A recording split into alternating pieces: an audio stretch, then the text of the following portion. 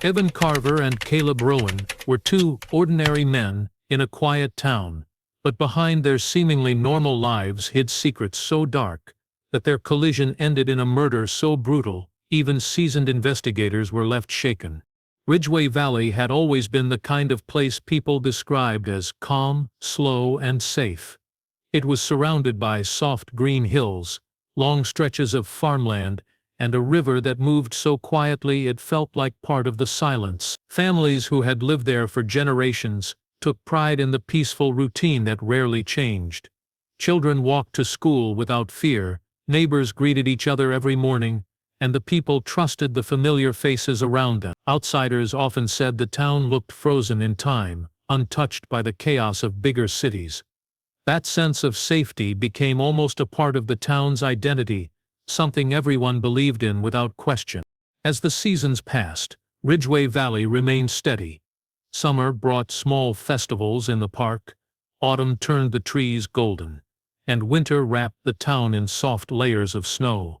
Even the local police station operated more like a community center than a hub of emergencies. Officers handled lost pets, minor disputes, and the occasional traffic complaint. Nothing ever suggested the town would face something dark or disturbing. The peaceful environment made people feel protected, as if tragedy could never cross into their lives. But beneath that quiet surface, subtle things were changing, though no one noticed. Rumors of unfamiliar cars driving through late at night were dismissed as visitors. Strange lights near the old industrial area were ignored. Everyone trusted that Ridgeway Valley was simply not the place where anything dangerous happened. That shared belief created a false comfort, a blind spot that allowed something unimaginable to unfold without warning. Early March arrived with cold winds and pale mornings. The town was slowly preparing for spring, expecting nothing more than the usual shift in weather. Shops opened on time. Farmers began clearing their fields, and people went about their routines with the same confidence they always had. Yet the atmosphere felt slightly different, almost heavy, though residents could not explain why. It was as if the town itself sensed the storm that was coming. The abandoned greenhouse on the edge of Ridgeway Valley had been forgotten for years. It once belonged to a rare botanist who moved away, leaving the structure to rot. Most people avoided that area because it looked eerie at night. But even then, no one believed it held any danger. It was simply another reminder of the town's quiet past. But in the days leading up to the crime, several residents reported a strange smell drifting from that direction. Some thought it was burning trash. Others assumed the wind carried the odor from nearby farms. No one considered checking the place. Everything changed on a single morning, when a jogger took a different route than usual, unknowingly stepping into the start of a nightmare. What they found behind the greenhouse tore through the town's sense of peace like a blade. Ridgeway Valley, once proud of its untouched calm, would never be the same again. A darkness had arrived, one so shocking that even the most experienced investigators would struggle to understand it. The town that had always felt safe was about to be remembered for something far more haunting. The morning was colder than usual, and a thin fog hung over Ridgeway Valley, softening the edges, trees, and houses. The streets were nearly empty, except for a few early risers. Among them was a local jogger, someone who had taken the same path for years without incident. That morning, however, instinct, or perhaps boredom, led them to veer slightly off their usual route. The air smelled strange, carrying a hint of smoke that did not belong to any fireplace or nearby farm. It was subtle at first, almost dismissible, but persistent enough to make the jogger pause and look around. The source of the odor came from the edge of town, near an abandoned greenhouse that had long been left to decay. Windows were shattered, wooden beams sagged under the weight of years, and weeds grew so thick that the entrance looked like it had never been crossed. Yet, the smell was stronger near a cluster of old wooden crates stacked haphazardly beside the greenhouse. Curiosity pushed the jogger closer, and what they saw would forever haunt their memory. A human body, partially hidden under the crates, was discovered in a state that no one in the town had ever imagined. The sight was grotesque, but more than that, it carried a sense of deliberate cruelty. Whoever had done this had planned it carefully, leaving signs of extreme rage in every detail. The remains were battered and torn, showing that the attack had not been impulsive but calculated. Investigators later described it as a scene so horrifying that even seasoned detectives had trouble processing what they were seeing. It was the kind of violence that seemed almost unnatural, a brutality that surpassed mere anger and spoke of obsession or deep-seated malice. Within minutes, the local authorities arrived, quickly cordoning off the area. Neighbors gathered in small groups, whispering theories and anxiously scanning the foggy edges of the scene. The greenhouse, once forgotten, was now the center of horror and speculation. Forensic teams moved with careful precision, photographing every detail, collecting samples, and attempting to make sense of the chaos. There were no immediate signs of forced entry, but evidence suggested the victim had been lured there or brought in under false pretenses. Every clue seemed to raise more questions than it answered, adding layers of mystery that confounded the investigators. As the day progressed, word of the discovery spread through Ridgeway Valley like wildfire. Families kept their doors locked for the first time in decades. Parents held their children closer, and friends looked at one another with suspicion, unable to believe that such a violent act could happen in their peaceful town. The jogger who discovered the body was taken in for questioning, their recollections shaky and filled with disbelief. Even for those who were not present at the scene, the image of the greenhouse and the hidden body created a pervasive sense of fear. The air, once calm and comforting, now seemed heavy and threatening. By evening, the initial shock had begun to settle, but it was replaced by an unsettling realization. Ridgeway Valley was no longer a safe haven. The brutality of the crime left an impression that would linger for months, even years. Investigators worked tirelessly to gather evidence, trying to understand the who, why, and how of such a violent act. But the deeper they dug, the more complex and disturbing the case became. What began as a morning jog through foggy streets had turned into a nightmare that would unravel secrets no one in the town could have anticipated. The victim, soon identified as Evan Carver, was the kind of man everyone in Ridgeway Valley thought they knew. At first glance, he seemed ordinary, polite, helpful, and unassuming. He worked as a handyman, repairing fences, fixing leaky taps, and helping neighbors with small construction projects. People often described him as dependable, someone who could be counted on when things needed to be done. Children waved at him while he worked in their yards, and older residents trusted him with minor repairs without hesitation. To the community, Evan appeared to live a quiet, simple life that matched the town's slow and predictable rhythm. No one suspected that behind his unremarkable appearance lay a hidden world of secrecy and danger. As investigators began piecing together Evan's life, a pattern emerged that contradicted everything his neighbors believed. He had been living a double life for years, though no one outside his inner circle could have guessed it. He frequently traveled to distant towns under the pretense of work or personal errands, often returning late at night with excuses that seemed plausible at the time.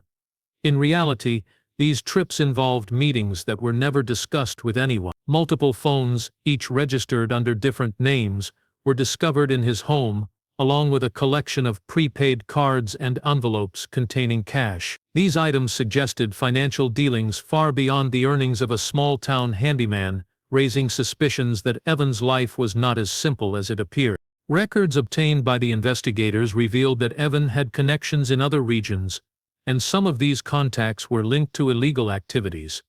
He appeared to act as a middleman, moving goods and handling transactions that required discretion. There was no evidence of direct violence in his past, but the complexity of his secret dealings suggested that he navigated a world where risk and danger were constants. Every detail about his private life painted a picture of someone who had carefully crafted an outwardly ordinary persona while concealing activities that could provoke serious consequences if discovered. Friends and neighbors were stunned as the truth about Evan slowly unfolded.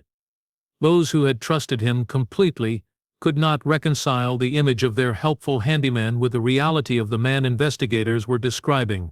The duality of his life created confusion and fear. How could someone so familiar, someone so ordinary in appearance, be involved in dangerous activities that ultimately led to his own death? It became clear that his murder was not a random act of violence but the result of hidden conflicts and dangerous connections that had remained invisible to the outside world. Further investigation revealed that Evan had been meticulous in covering his tracks. His home showed no obvious signs of illegal activity, and his interactions with neighbors remained friendly and innocent. Yet the smallest traces, financial records, travel documents, and personal items, exposed a life built on secrecy. Investigators realized that uncovering his hidden life was key to understanding the motive behind his murder. Each new piece of evidence added layers of complexity, demonstrating that Evan's death was not merely tragic but part of a story far darker than anyone in Ridgeway Valley could have imagined. By the time all of this was revealed, the town began to feel a deep sense of unease. The man they thought they knew, the familiar face they trusted, had been living among them with secrets that ultimately proved fatal. Evan Carver's double life became the focal point of the investigation, offering clues, but also creating more questions than answers. Ridgeway Valley had always believed in safety and transparency, but the reality of Evan's life showed that appearances could be dangerously deceptive. The peaceful town was beginning to understand that behind even the most ordinary lives, darkness could quietly thrive, waiting for the moment to surface with devastating consequences. The greenhouse where Evan Carver's body was discovered became the focal point of a detailed and painstaking investigation. From the moment forensic teams arrived, it was clear that the scene contained more than just the victim. It held a trail of cryptic clues that seemed deliberately placed. Among the most puzzling items were objects that appeared completely unrelated to Evan himself. A luxury watch, polished and seemingly untouched, lay beside the body, positioned almost ceremoniously. Its origin was unknown, and it did not belong to Evan. For investigators, the presence of the watch raised immediate questions. Why leave such an item so carefully? Was it a message, a distraction, or evidence planted to mislead? Every possibility seemed plausible, but none offered clear answers. In addition to the watch, there was soil scattered across the greenhouse floor that did not match the surrounding area. Laboratory analysis revealed that the soil came from a location several miles away, one that had no obvious connection to Evan or his daily life. Investigators speculated on why it had been brought there. Could it have been transferred inadvertently, or was it deliberately placed to confuse those trying to understand the murder? Each theory seemed more unsettling than the last. The greenhouse was no longer just the site of a crime. It had become a carefully constructed puzzle designed to challenge every assumption. Perhaps the strangest item found at the scene was a torn page from a travel brochure. The colorful paper, depicting a distant coastal town, seemed completely out of place. It offered no immediate explanation but hinted at connections beyond Ridgeway Valley. Investigators later discovered that the brochure belonged to a location Evan had visited multiple times, though no one in town had been aware of these trips. The presence of the torn page suggested communication, or perhaps a record, left by either the victim or the perpetrator. Every item, no matter how small, seemed to be a deliberate choice, carrying meaning only the killer fully understood. The timeline of events surrounding the discovery was equally perplexing. Security cameras from a nearby farm captured a vehicle passing the area hours before the jogger stumbled upon the body. The footage showed nothing unusual beyond the vehicle's movement, but a key detail stood out: the license plate had been removed. The act of erasing identification indicated forethought and planning. Whoever committed the crime had ensured there would be no easy trail to follow. Investigators realized that this was not a spontaneous act. It was calculated, executed with an understanding of how evidence would be discovered. As forensic teams combed the scene, they found fingerprints and traces of substances that did not match Evan.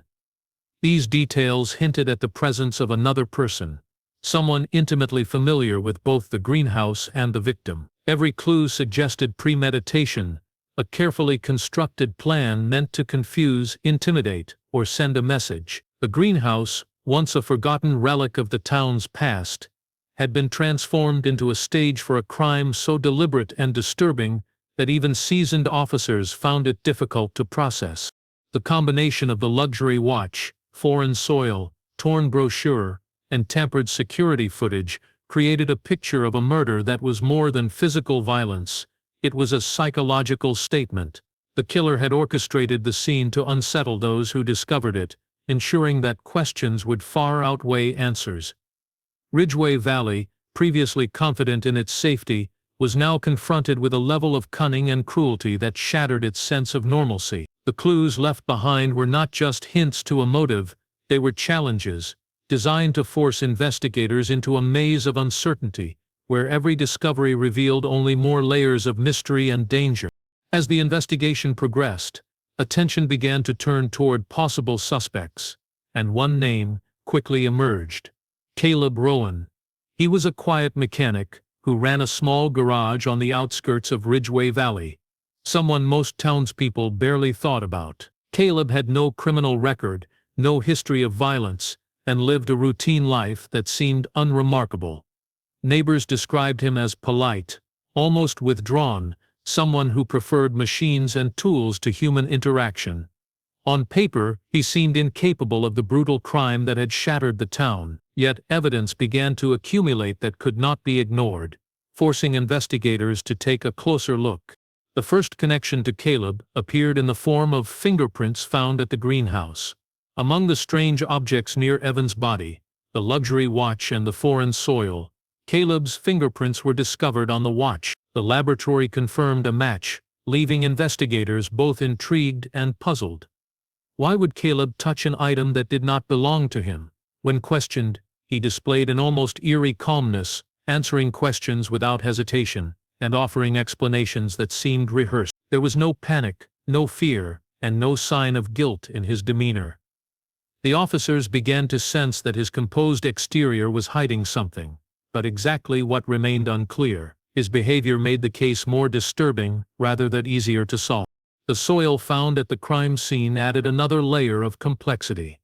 Forensic analysis showed that it matched the type of dirt found in Caleb's backyard, a fact that strengthened suspicion but also deepened the mystery. Caleb had no obvious motive for killing Evan Carver, and yet the physical evidence suggested a connection.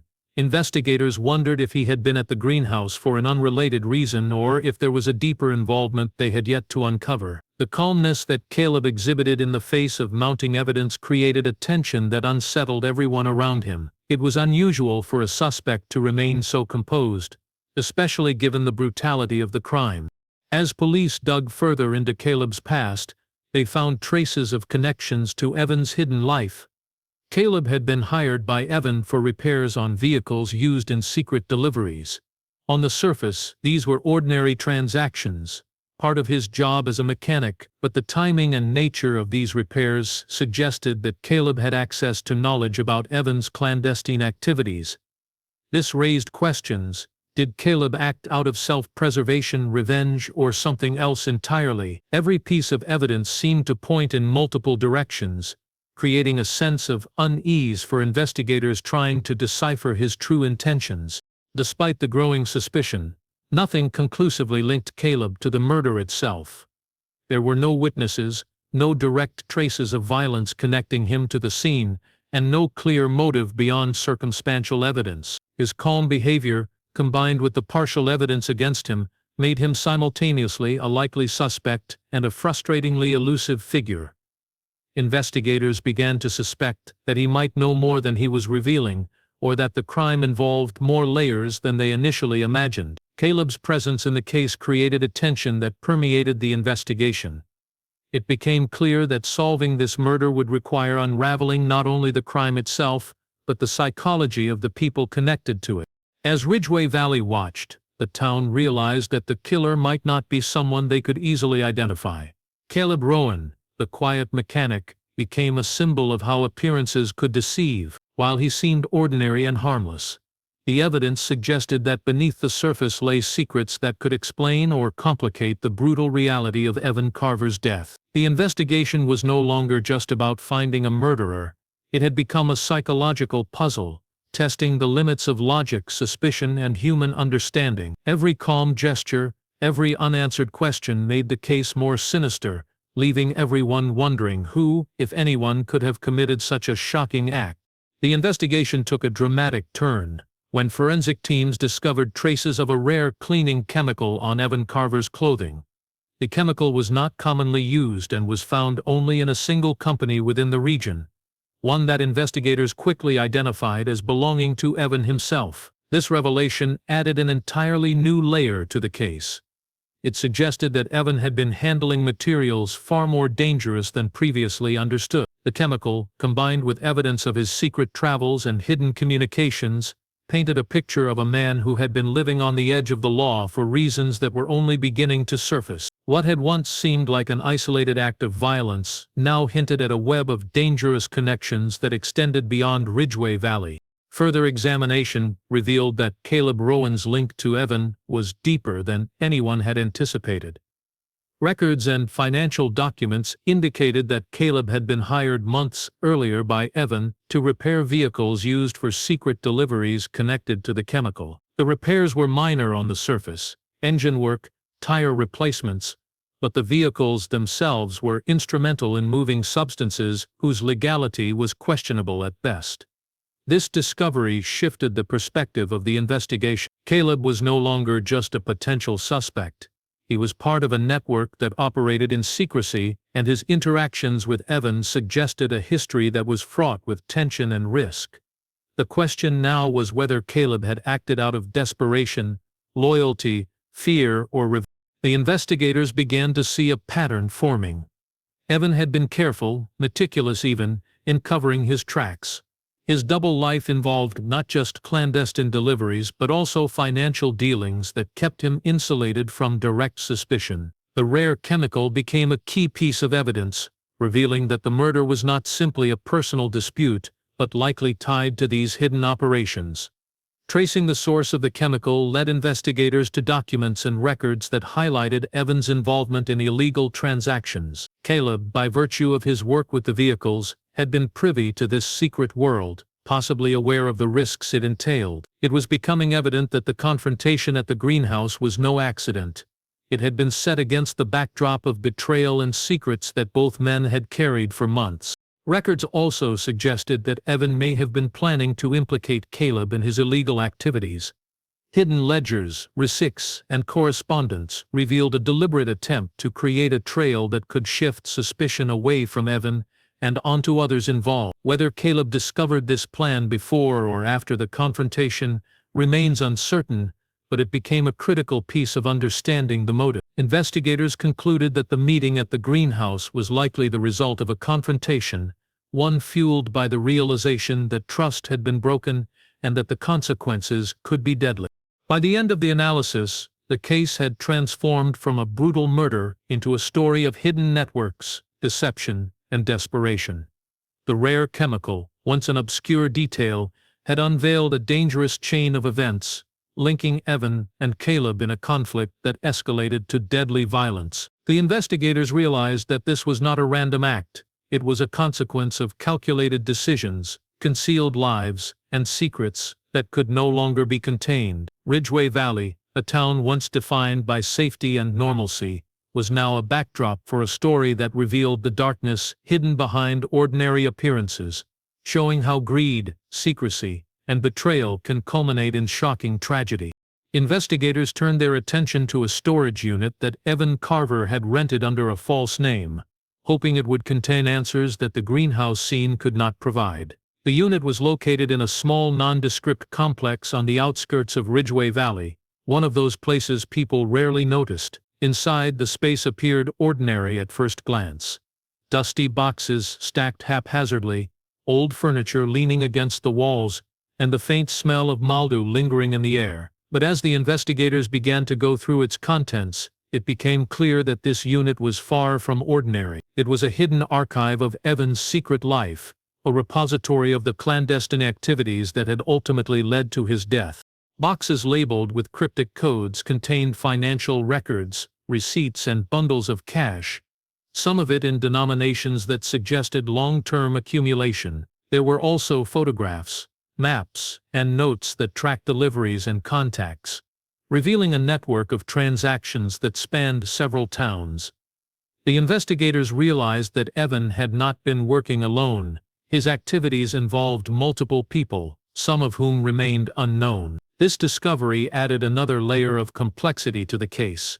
It was not simply a murder in isolation, but part of a dangerous system that required careful planning and discretion. Every document and record suggested that Evan had been meticulous in covering his tracks, leaving only small, subtle traces that could point investigators in the right direction if they were able to decode them. Among the documents, one set stood out immediately. It contained personal information on Caleb Rowen, including addresses, vehicle records, and photographs. These files suggested that Evan had been planning to frame Caleb, possibly to remove him from the network or to deflect suspicion away from himself. The realization was chilling. Evan's death was not the result of a random dispute, but a violent confrontation triggered by secrets, betrayal, and foreknowledge. The storage unit made it clear that Caleb had been aware, at least in part, of Evan's intentions, which could have prompted the confrontation at the greenhouse. Further examination revealed recordings on a small digital device, capturing conversations and transactions that exposed threats, warnings, and tension between Evan and other members of the network. While the recordings did not capture the exact confrontation, they painted a picture of escalating conflict. Investigators began to understand that the meeting at the greenhouse had been far from accidental. It was likely a premeditated encounter where both men had awareness of high stakes. The violence that occurred there was the culmination of a simmering tension built over months, if not years, of secret dealings and mistrust.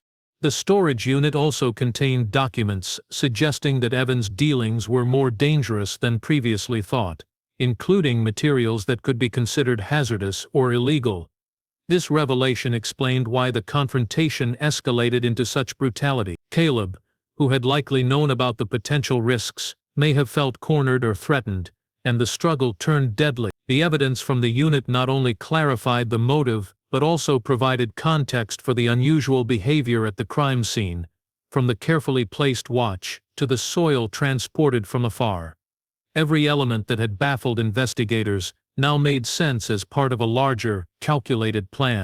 By the time the unit had been thoroughly examined, it was clear that Evan Carver's death was not just the result of personal animosity, but a violent collision of secrets, deception, and desperation.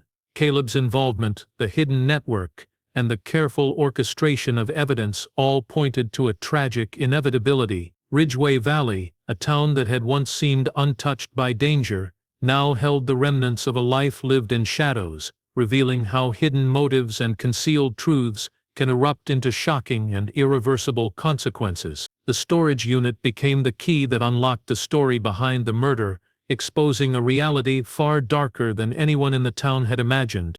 Caleb Rowen's arrest sent shockwaves through Ridgeway Valley. The town, once known for its slow pace and quiet streets, now buzzed with unease. For weeks, residents had struggled to reconcile the brutality of Evan Carver's death with the ordinary lives around them. The arrest did not bring closure. Instead, it exposed the complexity of a case that was far darker than anyone had imagined. Caleb was no longer just a suspect. He became a symbol of the hidden tensions that had been simmering beneath the town's calm exterior. People who had walked past him every day began to wonder how well they truly knew the people around them. Even with Caleb in custody, investigators were haunted by the sophistication of the crime. The careful placement of objects, premeditation, and the connections to a hidden network of illegal activities all painted a picture of a murder that was meticulously orchestrated. Every clue left behind, from the luxury watch to the soil transported from distant locations, now made sense in hindsight, but only partially. The psychological weight of the crime, combined with the meticulous planning, left even experienced detectives unsettled. It was a case that forced them to confront not just the brutality of human actions, but the darkness that can hide in ordinary lives. The townspeople were left grappling with a new reality. Ridgeway Valley was no longer the safe haven it had once been. Parents kept their children close, neighbors grew suspicious of one another, and casual conversations were tinged with unease. What had once been familiar was now shadowed by fear. The realization that someone who seemed ordinary could be drawn into, or even instigate, such a violent event shook the community to its core.